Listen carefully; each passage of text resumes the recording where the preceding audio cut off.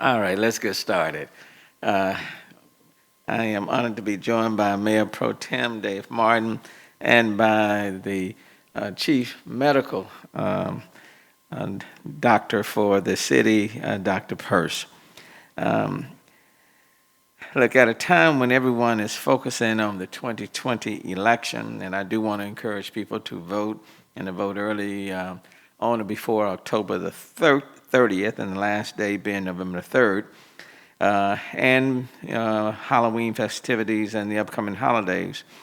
I also want to strongly encourage everyone not to forget that we are fighting a global pandemic and we are not anywhere out of the woods.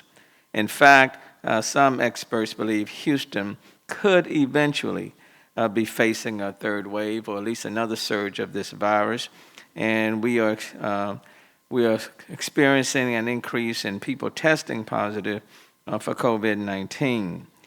Thanksgiving, Christmas, Hanukkah, Kwanzaa, all of these particular holidays certainly will be different, and how we gather for these holidays will be different because of the coronavirus. Today, the Houston Health Department is reporting 168 new cases of COVID-19, bringing Houston's total to 83,158. So 168 new cases. Of the 168 cases reported today, 76% have specimen dates within the last 14 days. Today, the city's total death count remains at 1,315. There are no new reported deaths today.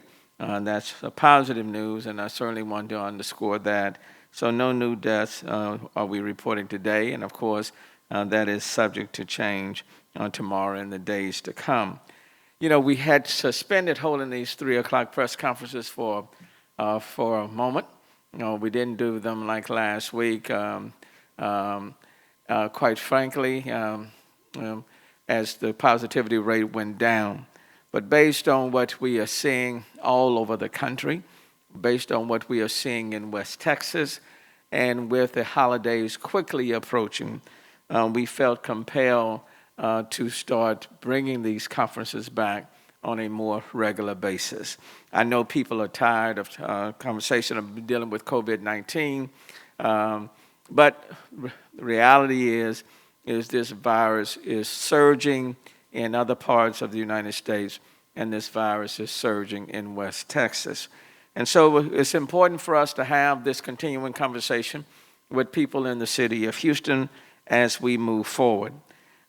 This week, the Houston COVID-19 positivity rate has climbed back up again. Today, we are reporting a positivity rate of 6.5%. If you can recall, a few weeks ago, the positivity rate had come down to 5%, which was our goal. And then really the goal was to drive it down even further. And then last week, the positivity rate went back up to 5.6%. And today, we're reporting the positivity rate is up to 6.5%. And so it's moving, for us, it's moving in the wrong direction. Before it goes much further than that, it is important for us to sound the alarm for people in the city of Houston, to remind people that this virus, how we manage this virus, in large part depends on us, okay? Our behavior, how we respond, whether or not we put on these masks when we're in the presence of others, whether or not we are social distancing, whether or not we are washing our hands, whether or not we are holding these parties at our homes, in our backyards, on the blocks of our neighborhood. All of those things really determine how much of a spread takes place within our community and the positivity rate. So today we simply want to sound the alarm that what we did during the summer to bring this virus back under some degree of control are the same things we need to do as we move forward into the rest of this year. So we have a graphic to illustrate this. The red bars and indicate recent cases within 14 days of the date they were reported, and the number of recent cases reported daily is beginning to again increase. These metrics are concerning, and I am worried that this could be the first signs of a trend in the wrong direction that could sicken more Houstonians and strain our hospital system. We have the power right now to stop this uptick before it even becomes a trend. And we have the power to stop this virus from getting out of hand like what we are seeing in other parts of the country and in West Texas. So I'm asking people in the city of Houston to please to continue to wear your mask, practice social distancing, follow good hygiene guidelines, and please get tested. You know, I have been tested probably a dozen times or more myself. Recently, I was tested on Friday, got the results back the following day, negative. But that doesn't mean that I let my guard down. It simply means up to the point that I got tested, I was negative. But it's also important that the day after and the day after that and the week after that, that I continue to put on this mask. And you've seen me at a number of events, and sometimes I have on one, and sometimes I have on two. So I'm asking you to do the same. If you do test positive, please answer the call, email, or text message from our contact tracers so we can break the chain of this transmission. We are better together. Let's work together to stop the spread. We slowed this virus before, and I do know that we can help to prevent another surge of this virus coming into the city of Houston. At this time, let me stop and introduce the Chief Medical Officer for the city of Houston, Dr. Persse. Thank you, Mayor. And as the Mayor pointed out, the positivity rate and the number of cases that are reporting daily is going up. On the screen now, you'll see the wastewater map that we've shown before. And quickly, those areas that are in green shows that there's a decrease in the amount of viruses found in the wastewater. Those areas that are gray, it's basically stable. And those areas that are red, it's increasing. The advantage of the wastewater over positivity rate is it is inclusive to every neighborhood in the city. And it also verifies that what we're seeing with positivity rate, it validates that finding that the amount of virus that's spreading through the community is going up.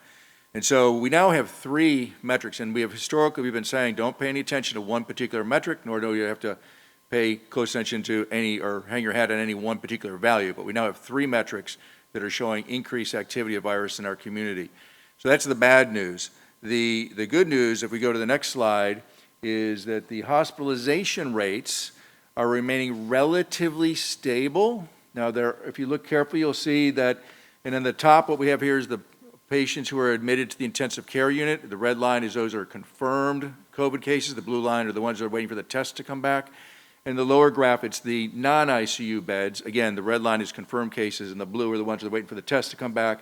And you'll see, this goes back to the beginning of September on this chart, and you'll see that it looks off to the right, like in those general beds, that the number's starting to trend up a little bit.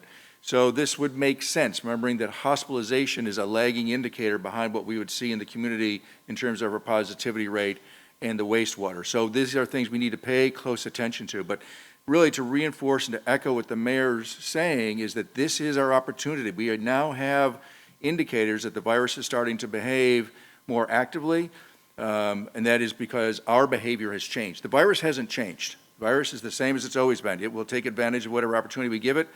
We must be giving it opportunity because it's starting to spread. And so this is our window of opportunity to slow down the virus so that we can keep people from being hospitalized and keeping people who get hospitalized from going to the intensive care unit. And so this is all very important. It's very doable. We've done it before.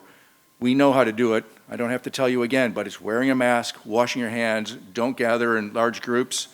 And with the holidays coming, we're going to talk about that in a moment. With the holidays coming, it's going to become all the more important that people are diligent in paying close attention to what they do and that we support each other. So those folks who are being really diligent, we should respect and support their behaviors as they do this.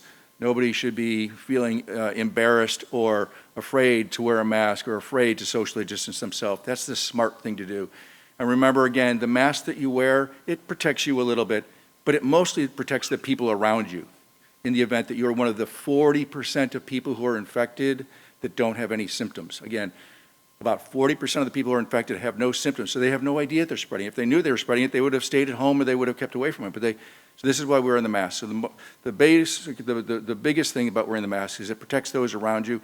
It also gives you some protection from catching the virus, but it's showing respect and concern for the person next to you. Thank you, Mayor. Thanks, Dr. Persse. I want to also remind people to get your flu shot. So please take advantage to get your flu shot. And then just bear in mind, we've got a number of kids that are in school in person, teachers, janitors, cafeteria workers, bus drivers. And so by wearing the mask within our community, it helps them and keeps them safe.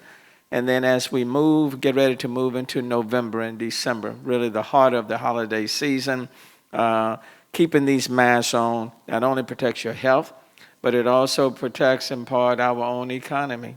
And so please bear that in mind. I know while I was riding around on my bicycle over the weekend, I noticed people gathering at people's homes or on their street blocks, and many of those individuals did not have their masks on. So please, let me reemphasize the importance of keeping your mask on. Before we open to questions, I want to note that Halloween is approaching this weekend, and I want to discourage people from gathering in large groups. The city we're not canceling Halloween, but we are encouraging people to forego traditional trick-or-treating and Halloween gatherings this year in favor of safer alternatives. Going door to door and attending traditional Halloween events or high-risk activities for spreading COVID-19 during the pandemic. A safer alternative is one-way trick-or-treating, where individually wrapped goodie bags are lined up for families to grab and go while maintaining a safe social distance. So, Ada, if you're just, This is one of those bags that's wrapped with goodies. Not the sort of candy I like, but for purposes of demonstration, candy is on the inside, and you just place them out on a table in front of your home, for example, and the kids can come along and grab a bag and keep going. This can be accomplished by setting up a table or a blanket at the end of your driveway or at the edge of your yard. Haunted houses and that's instead of, Ada, if you're giving that orange one. This is what I normally would have at my house when kids come, would be like a big bag like this, and then I would just put it out in front, and the little kids were very nice. They would go in and grab like one or two. The big kids would grab a whole handful, and sometimes on one occasion, one of the big kids just grabbed the whole bag out by hand. I remember him. But this version, this version is a no. Put an X on this one, okay? This is not the safe way, where you are having them come to your door and they're reaching in and they're taking the candy. You don't want to do this. You want the other version where you're setting up a table. Now, the haunted houses and other indoor activities are also high risk. Haunted houses are high risk for COVID-19 transmission. Bear in mind, in the haunted houses, not only will you find the ghosts, but you will find COVID-19. So you want to stay away from the haunted houses, especially in large groups. So there are safer options. What I would recommend, instead of going to the haunted house, just get you some candy, sit on a sofa, and watch reruns of the municipal channel.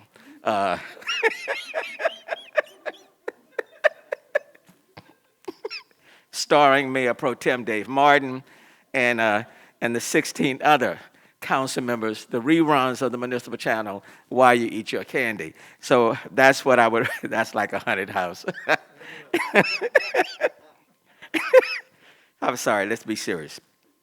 Remember, a costume mask is not a substitute for a face cloth mask. A costume mask should not be used unless it is made of 2 or more layers of breathable fabric that covers the mouth and nose and doesn't leave gaps around the face. The bottom line is we're still in the midst of this storm pertaining to COVID-19.